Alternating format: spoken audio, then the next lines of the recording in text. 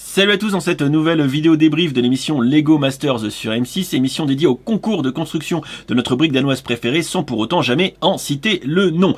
Au menu de cette vidéo, avant une finale très attendue ce soir, on va débriefer la troisième soirée de l'émission qui a eu lieu la semaine dernière. En préambule, je vais vous faire un petit complément sur la seconde soirée suite à vos différents retours sur les réseaux sociaux. Ensuite, on attaquera notre troisième soirée avec en premier lieu les bons points qu'on peut distribuer pour ensuite suivre les très mauvais points, et Dieu sait qu'il y en a quelques-uns qui sont vraiment très mauvais. Voilà, sans plus attendre, on va se préparer à une finale de folie en découvrant cette troisième soirée ensemble. On y va. Alors, premier point complémentaire sur cette seconde soirée Lego Master qui m'a été remonté par les réseaux sociaux. Je vous remercie, vous êtes très nombreux à chaque fois à commenter sur les sondages, les vidéos, etc. Et j'essaye d'en lire un maximum pour pouvoir ainsi réalimenter mes vidéos avec. C'est un renforcement de l'idée d'inéquité autour de la première épreuve des destructions, puisque on m'a soulevé une remarque tout à fait pertinente au regard des angles de caméra. Quand vous imaginez et quand vous revivez les destructions en projection avec le rail contre le mur, eh bien la caméra vient filmer l'explosion sur un plan perpendiculaire à l'explosion. Donc grosso merdo, on voit bien l'explosion se développer en volume et sur les côtés, ce qui est extrêmement graphique, très intéressant, tout comme d'ailleurs l'explosion à la batte de baseball. On vient regarder l'explosion en étant en face et ça s'explose comme ça, etc. C'est très joli. Par contre, on a le problème complètement opposé sur la destruction de l'œuvre des papas belges sur la chute libre à 5 mètres, puisque la caméra est au ras du sol et vient filmer l'explosion, on va dire au ras de l'eau, au ras du sol. Et en fait, le meilleur point de vue, c'est celui qu'a Eric Antoine, le présentateur. Quand il est en hauteur, il va voir l'explosion se dérouler sur le plan du sol, voilà, dans le plan du sol, alors que globalement, eh bien, quand on regarde l'explosion sur le plan de vue de la caméra à ras du sol, eh bien, on voit juste un affaissement dégueulasse, une crêpe, tel que le dit d'ailleurs Eric Antoine à ce moment-là, et c'est extrêmement défavorisant. Voilà, donc globalement, non seulement les modes de destruction sont absolument pas avantageux, et en plus, on rajoute à ça des mauvais angles de caméra, eh bien on réunit ici toutes les conditions possibles pour avoir une épreuve qui n'est absolument pas équitable. Pour le coup, ça renforce encore plus les propos que j'ai pu vous donner et je remercie ceux qui ont fait la remarque.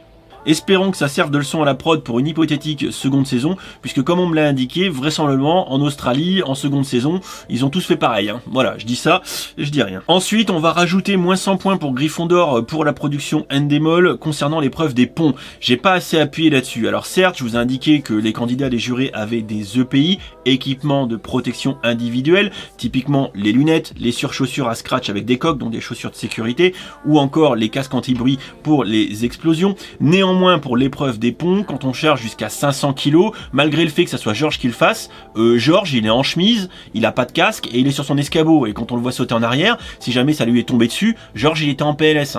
Donc je pense que là encore, la production a vraiment, comment dire, pas assuré les conditions de sécurité minimales pour assurer l'épreuve. Parce que quand on charge des ponts avec autant de masse, il y a rien qui garantit que les ponts ils vont que les poids ils vont tomber tout droit. Il y a rien qui nous dit que ça va pas basculer d'un coup comme ça, et auquel cas tomber sur une personne. Voilà. Donc on m'a assez lourdement insisté là-dessus sur Discord hier, et c'est relativement vrai au demeurant. Donc globalement, il aurait pu y avoir un blessé. Et je tiens à vous rappeler que des accidents, même jusqu'à mortels sur des émissions de télé, il y en a eu encore assez récemment. On peut prendre un exemple de Koh-Lanta par exemple, etc. Donc je veux dire, on n'est pas à l'abri. Et clairement qu'il y ait eu un blessé, un accident grave sur une émission de Lego, ça aurait vraiment marqué très très mal. Et là encore, même si encore une fois, ils assurent un minimum vital avec les petits EPI. Clairement, charger les poids comme ça, si près du pont, avec autant de quantité, avec un risque de basculement, clairement, c'est moins 100 points pour Gryffondor. Et heureusement, fort heureusement, il n'y a pas eu de blessés.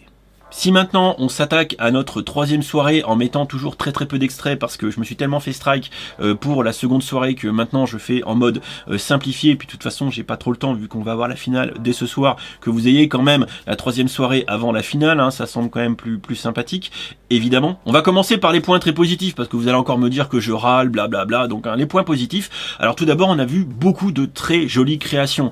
Là franchement ça fait plaisir. Alors, on les a vues assez peu, c'est toujours le problème du rush, du montage et du rythme de l'émission, mais on a eu de très belles choses. Nos candidats nous ont quand même un petit peu régalé. Sur la première épreuve des villes, je pourrais citer par exemple les geeks de la brique avec leur ville taille crayon, enfin crayon à papier. Franchement c'était magnifique, créativement parlant, ils ont tout juste. Et je peux également citer la ville des parisien avec la ville cyberpunk. Moi je suis très cyberpunk, steampunk, j'avais d'ailleurs dit steampunk sur Twitter, non mais c'est bel et bien cyberpunk, hein, un petit peu comme Cyberpunk 2077. J'ai vraiment adoré leur ville, surtout dans la version avant Panique sur la ville. C'était vraiment très stylé. Franchement, moi je me suis un petit peu régalé sur quelques constructions. J'aurais bien aimé être sur le plateau et voir un peu tout ça de plus près, me régaler un petit peu. Malheureusement, c'est pas possible. Sur la seconde épreuve, le moitié-moitié, on a eu aussi quelques très jolies choses. Je peux citer, là encore une fois, les geeks de la brique qui pour moi ont cartonné les deux épreuves, avec cette fois-ci le nain qui a été reconstruit un petit peu en fruits et légumes, un petit peu à la manière de Giuseppe Arcimboldo. Merci William pour la référence d'ailleurs que la jury artiste ne nous a pas cité. Ça c'est un petit peu dommage, ça aurait apporté de la profondeur à son jugement. Enfin, on peut également parler de la création des artistes déjantés, la guitare de Jimi Hendrix façon Voodoo Child qui a été extrêmement réussie, qui était très graphique, et étant on va dire guitariste amateur, bah franchement moi j'ai surkiffé. Toujours dans la catégorie des bons points, on a pu quand même constater une présence un peu plus importante du jury, un jury qui sauve les miches, tout du moins qui essaye de sauver les miches aux candidats autant que faire se peut, en leur martelant qu'il faut pas se planter, qu'il faut prendre son temps, qu'il faut se préparer, qu'ils vont faire du hors-sujet. Bon après, ceux qui n'écoutent pas, ça c'est un autre problème, mais dans l'absolu, le jury a été quand même plutôt bienveillant sur cette troisième émission, à apporter des conseils. Moi j'ai trouvé ça plutôt cool. En ce qui concerne le présentateur Eric Antoine, là encore, je trouve une nette amélioration du comportement, principalement par rapport à la première émission où je l'avais trouvé pas ouf, mais là je trouve que ça passe plutôt. Il est toujours un petit peu hystérique, mais c'est le personnage. Ceci dit, il met de l'animation, parce que pour en avoir discuté beaucoup avec amis, collègues, etc., c'est vrai que s'il n'y avait pas Eric Antoine, des fois je pense qu'on se ferait un peu chier, hein. Je veux dire, soyons honnêtes, il n'y a pas beaucoup de candidats qui respirent la joie de vivre, et le montage ne nous le permet pas non plus. Pareil pour le jury, c'est pas Etchebest avec Michel Saran dans Top Chef qui se guingassent tous les deux en se balançant des vannes, pas trop. Donc de toute façon, le montage d'Endemol ne nous permet pas vraiment de profiter de tout ça.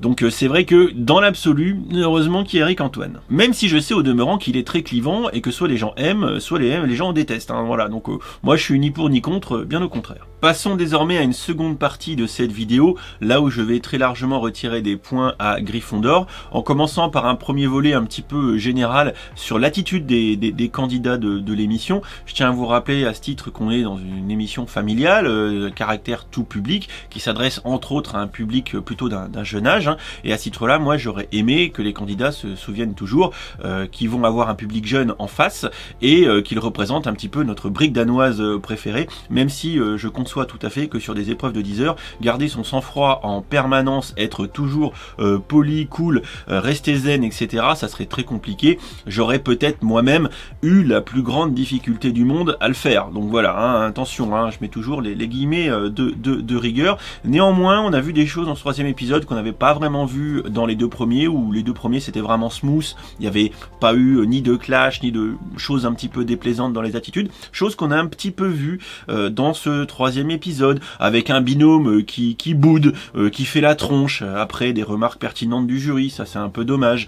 Un binôme qui se clash assez lourdement sur la seconde épreuve avec une attitude vraiment un petit peu agressif, déplaisante, et ça je trouve que c'est pas vraiment cool de montrer ça au jeune public qui va regarder l'émission. Et enfin le sempiternel train des injures, qui revient toujours au même binôme, hein, voilà, c'est toujours très court, très condensé, mais ça rafale, voilà. Bon, là encore je suis assez mal placé puisque j'aurais été très certainement bien pire. Néanmoins, c'est aussi, quand on regarde sur les réseaux sociaux, des choses qui sont un petit peu remarquées ici ou là, en disant mince, c'est quand même un petit peu vulgaire pour une émission qui s'adresse aux enfants.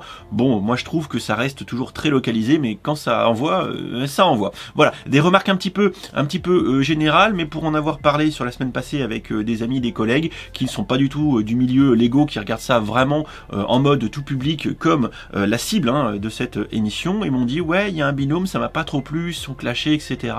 Voilà, ils ont fait à peu près les remarques que j'ai pu vous apporter à l'instant.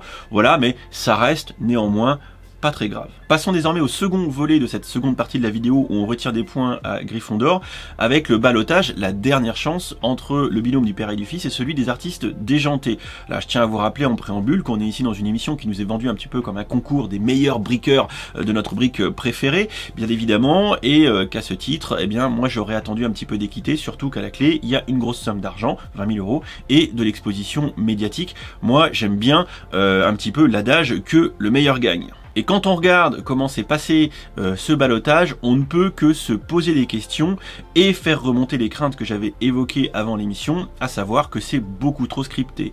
Et par exemple, ici, je ne peux être que d'accord avec ce qu'a dit Georges. Je n'ai pas suivi votre délire artistique. Ah mais c'est clair, mais qui c'est qui a suivi ce délire artistique du cheval de gras? Cheval de gras. Non mais c'est clair, c'est n'importe quoi, le sujet était bien figé, faire une ville avec un quartier d'habitation là où on aurait envie d'acheter un appart, là ils sont partis dans un délire tout à fait organique avec derrière le cheval de gras, bref, c'est complètement délirant. C'est pas faute que le jury les ait déjà prévenus que c'était pas glop dès le début de l'épreuve, pareil après, ils ont persisté dans leur connerie, en gros, écoutez, bon on va faire une ville avec un cheval de gras, on s'en fout un petit peu et advienne que pourra.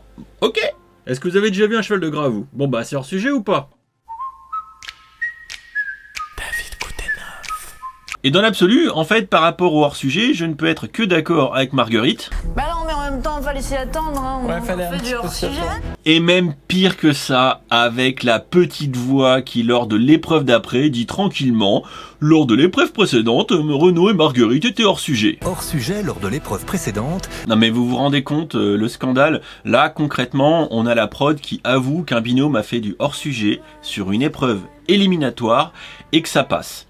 Alors je sais que certaines personnes avec qui j'ai discuté disent très honnêtement que ils s'en foutent, c'est que la prod et le jury a regardé ce qu'avait fait le binôme avant, sur les deux précédentes émissions en l'occurrence, mais c'est là qu'on se fourvoie et qu'on oublie un terme très simple, c'est épreuve éliminatoire. Je pense que vous avez tous peut-être dans votre vie passé des concours ou des épreuves dites éliminatoires, c'est-à-dire qu'on ne vous juge que sur l'épreuve concernée au final. Voilà, ça veut dire ce que ça veut dire, c'est une épreuve éliminatoire. Donc quand même la prod, même les candidats disent ouais, j'ai fait un hors-sujet sur une épreuve éliminatoire, c'est quand même un aveu d'échec, Enfin, je veux dire, là, la question, elle est vite répondue, c'est perdu, quoi. Donc, ça dégage. Voilà. Et là, malheureusement, moi, ça renforce vraiment l'une de mes craintes, comme je l'ai déjà évoqué, à savoir que l'émission est très scriptée, que c'est avant tout du bise et pour faire du fric, évidemment. Endemol et M6, ils sont là pour ça. Ils sont pas là pour faire une émission équitable. Clairement, je suis désolé, parce que j'apprécie quand même le travail qu'ont fait les artistes déjantés, particulièrement sur l'épreuve de la guitare, où c'était vraiment magnifique. Néanmoins, sur un pur plan de vue strict, d'organisation d'événements, de concours, etc., ils sont éliminés à l'épreuve de la ville. Et ça, vraiment, c'est moins 1000 points pour Gryffondor pour la production, parce que là, je pense que c'est les petits gars de chez Endemol qui sont en manette derrière. Voilà. Et si vous n'êtes pas convaincu, en voici la preuve.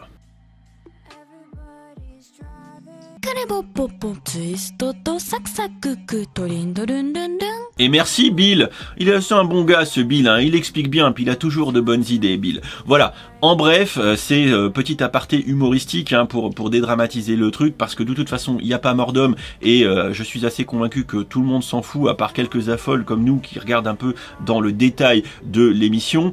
Moi je suis juste un peu déçu que ça soit scripté à ce point-là, et que ça maintenant que ça commence à se voir.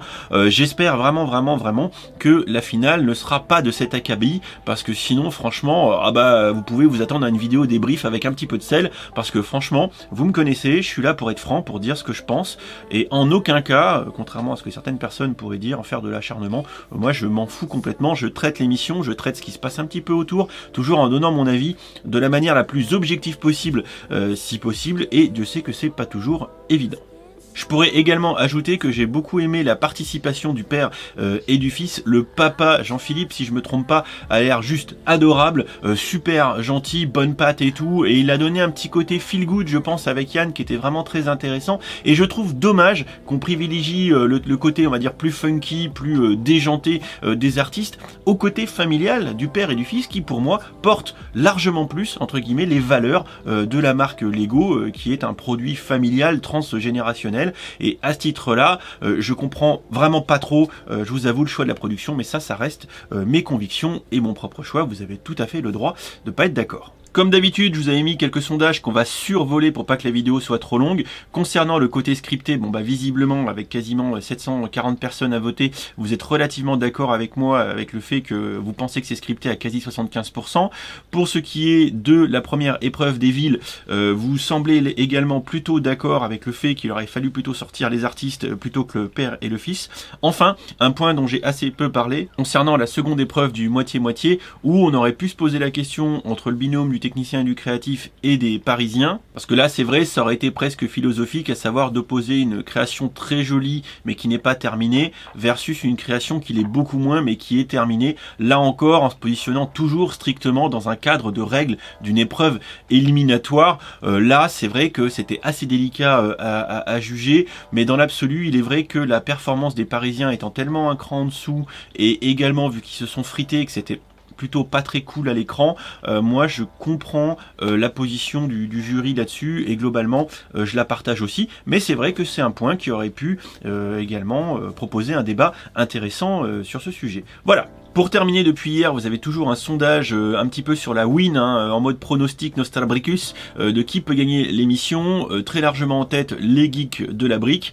Et en dessous, on peut constater que vous voyez plutôt pas mal les outsiders des papas belges. Alors moi, clairement, je pense qu'effectivement, les geeks de la brique, ils sont techniquement et créativement très au-dessus. Je les vois plutôt gagner, sauf gros coup de grisou et rebondissement et twist imprévu. Écoutez, on verra bien. D'ailleurs, j'ai vraiment hâte d'être à ce soir pour voir la finale avec vous. Je tiens à vous préciser qu'on streamera sur Twitch, alors en mode tranquille, il y aura Outbreak un petit peu en backup durant les pubs et peut-être à la fin. Voilà, je sais qu'il y a peut-être quelques candidats qui seront également dans le chat. Je serai avec plaisir d'échanger avec eux, sans spoil, bien évidemment, vous doutez. Clairement, peut-être qu'il y aura 2-3 goodies à gagner, parce qu'on me dit suffisamment que je suis pas sympa. Donc voilà, donc histoire d'être un petit peu sympa, il y aura peut-être quelques polybags, voilà, histoire de vous faire plaisir pour marquer le coup quand même de la finale.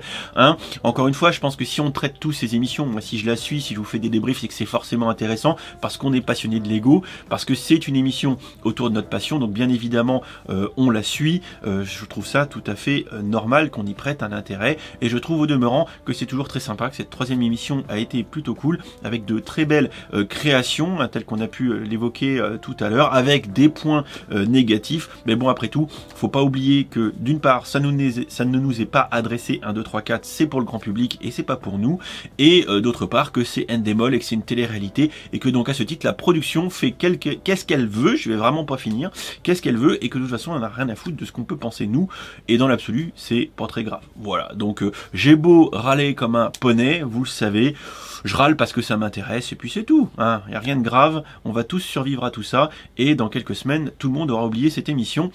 Peut-être pas nous, mais ça c'est une autre histoire. Allez, je vous donne rendez-vous ce soir pour vivre ensemble cette finale, et j'ai vraiment hâte que ça envoie de la brique. Des bisous.